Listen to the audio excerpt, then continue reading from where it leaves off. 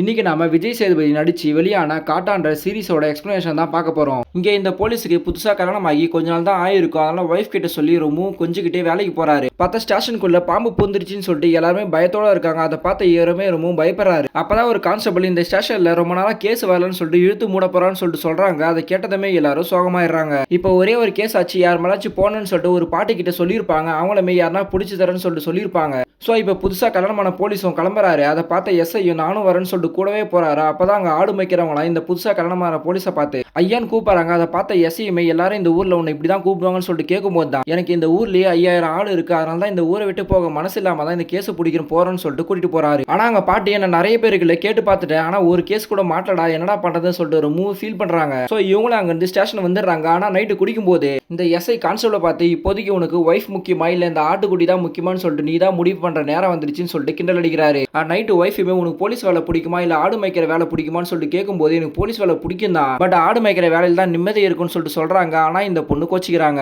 அடுத்த நாள் இவர் கூட இருக்க ஒரு பையன் சாராயம் குடிக்கலாம்னு சொல்லிட்டு ஒரு மலைப்பக்கம் போறான். அப்பன்னு பார்த்து ஒரு பையன் எதையே பார்த்துட்டு பயந்து ஓடுறான். இந்த பையனும் போய் பார்க்கறான். பார்த்தா ஒரு தலை மட்டும் தனியா இருக்கு. அதை பார்த்ததுமே இவர்கிட்ட இன்ஃபார்ம் பண்றாங்க. இவரும் வந்து பார்க்கறாரு. ஒரே ஒரு மஞ்ச பை மட்டும் இருக்கு, அதுக்குள்ள நிறைய பணம்லாம் இருக்கு. எஸ்ஐ கால் பண்ணா குடிச்சிட்டு மட்டையாயிட்டு இருக்காரு. அதனால போலீஸ் கிட்ட கால் பண்ணி சொல்லும் போது அவர் தான் அந்த தலை அங்க இருக்க எல்லக்களுக்கு மேற்குல இருக்கா இல்ல கிழக்குல இருக்கான்னு சொல்லிட்டு கேட்கறாரு. மேற்குல இருந்தா நம்ம ஸ்டேஷனுக்கு வரும், கிழக்குல இருந்தா அவங்க ஸ்டேஷனுக்கு போயிடும், நம்மளுக்கு தொல்லை இல்லைன்னு சொல்லிட்டு சொல்லும் போது ஆக்சுவலா அந்த தலை கிழக்குல இருக்கும், ஆனா நம்ம ஸ்டேஷனுக்கு கேஸ் வந்தாதான் நம்ம ஊர்லயே இருக்க முடியும் சொல்லி அந்த தலையை கொண்டு வந்து மேற்குல வச்சிடறாரு. தலையோட போட்டோவை ஜெராக்ஸ் எடுத்துக்கிட்டு ஊர்ல இருக்க எல்லார்கிட்டையும் கேட்டு பாக்குறாங்க. அங்க ஒருத்தர் கேட்கும் போது தான் முழிக்கிறாரு. அதை பார்த்த இந்த எஸ்ஐ சிகரெட்லாம் பத்த வச்சு இவனை உனக்கு தெரியும் எப்படியாச்சும் உண்மையை சொல்லுன்னு சொல்லிட்டு கெஞ்சறாரு. இவன் பேர் முத்து. 3 வருஷத்துக்கு முன்னாடி பொண்ணுமார்பட்டி திருவால தான் இவனை முதல் தடவை பார்த்தேன். அங்க ஒரு டான்ஸ் குரூப்ல இருக்க பொண்ணுங்களை பார்க்கலாம்னு சொல்லி போனேன். அப்பதான் அவனை பார்த்து ஒரு பொண்ணை அனுப்பி வைக்க சொன்னான். ஆனா அவன் டான்ஸ் எல்லாம் முடிஞ்சதுமே அனுப்பி வைக்கிறேன்னு சொல்லிட்டு சொன்னான். பட் அதுக்குள்ளேயே அந்த திருவால பெரிய சண்டையாகி அவனை நான் திரும்பவும் பார்க்க முடியாம போயிடுச்சுன்னு சொல்லிட்டு சொல்றாரு. அந்த குரூப்போட நேமன் கேட்கறாரு. இவருமே கண்மணி டான்ஸ் குரூப் தெப்பகலன்னு சொல்லிட்டு சொல்லி அனுப்புறாரு. ஆனா அதே டைம்ல இந்த போலீஸ் அவன் ஒய்ஃப் கூட ஒரு ஹோட்டல்ல சாப்பிடலாம்னு சொல்லிட்டு வராங்க. சாப்பிட்டு முடிஞ்சதுமே இவங்க ஒய்ஃப் அந்த போட்டோ வச்சு இவர் தெரியுமான்னு சொல்லிட்டு கேட்டு பாக்குறாங்க. அவரும் போட்டோவை பார்த்ததுமே இவரை போய் எனக்கு தெரியாதா, இவர் தான் என்னோட சாமின்னு சொல்றாரு. ஆக்சுவலா கொஞ்சம் வருஷத்துக்கு முன்னாடி ஹீரோ இந்த ஹோட்டல்ல சாப்பிட வரும்போது இந்த ஓனர் இங்க சர்வரா வேலை பார்த்துட்டு இருப்பாரு. அப்ப இருக்க ஓனர்